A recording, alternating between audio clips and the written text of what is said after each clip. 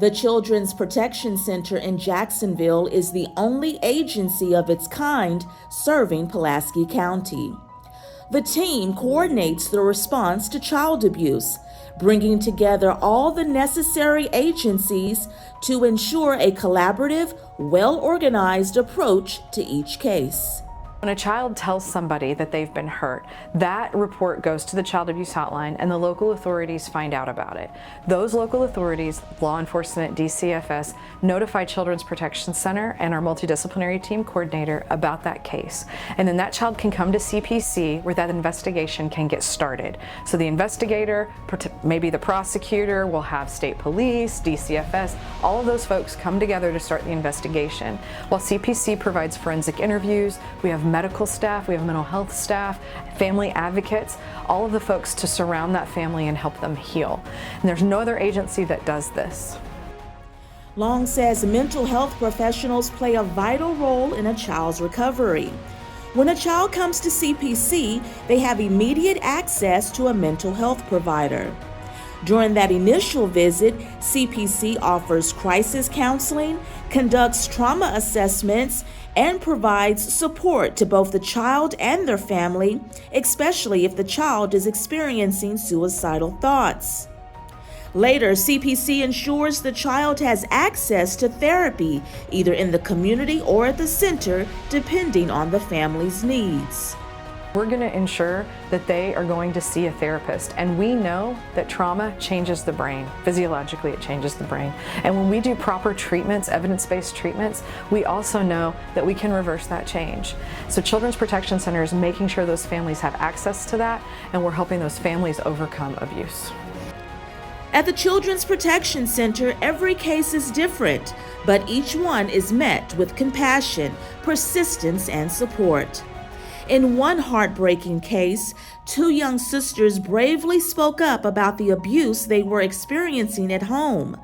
What followed was a long, difficult journey, not just for the girls, but for their mother, who had to choose between her safety and protecting her children. Here's how CPC stepped in to help them through it.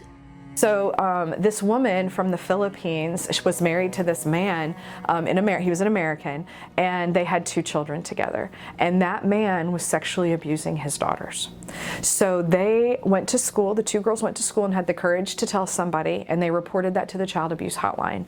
And then those girls came to the center. Now, we weren't sure if mom was going to be supportive because of how dependent she was on dad and his family. But mom came in and had the courage to start fighting for her kids immediately. But that meant mom had to work around the clock. That meant we had to help mom get access to her home. This man and his family were following her. Her tires were slashed. There were so many issues she was up against. And this case took a long time. Investigations often take a really long time. And it wasn't able to be prosecuted for a couple years after the initial outcry. So we worked with that family very closely. We were in court to support her. There are lots of different things we did, and just to help her gain independence. One challenge CPC faces is that many people don't fully understand their role in protecting children in this community. We all have a responsibility to make sure children are safe here. And that can mean working at Children's Protection Center. That can mean, supporting us in a fundraising event or another organization that protects kids. But it definitely means that everyone should be vigilant about making sure kids are safe. And that means when you see something or you think something has happened, you need to report that. You need to report that to the authorities, to the child abuse hotline, and let the professionals who are trained to investigate these kinds of cases, let them figure out if something has happened. Long is a survivor of childhood sexual abuse, so the work she does at the Children's Protection Center is deeply personal.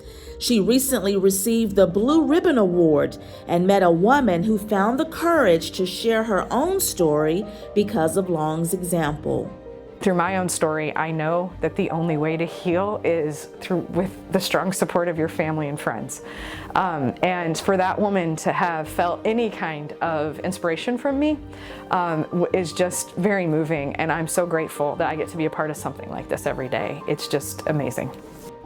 Long is also grateful for the tremendous support CPC has received from Jacksonville partners like Unity Health, First Arkansas Bank and Trust President Larry Wilson, the Little Rock Air Force Base, the Jacksonville Chamber of Commerce, and Dr. Jeremy Owa, Superintendent of the Jacksonville North Pulaski School District, who agreed to let CPC use the former Pinewood Elementary School as a location.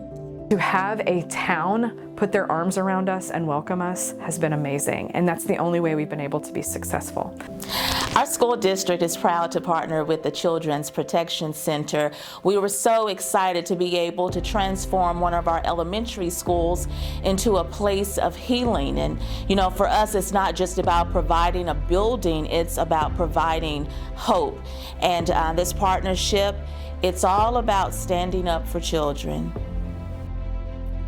If you want to support the Children's Protection Center in Jacksonville, CPC is always in need of new clothes, diapers, wipes, non-perishable food items, and volunteers.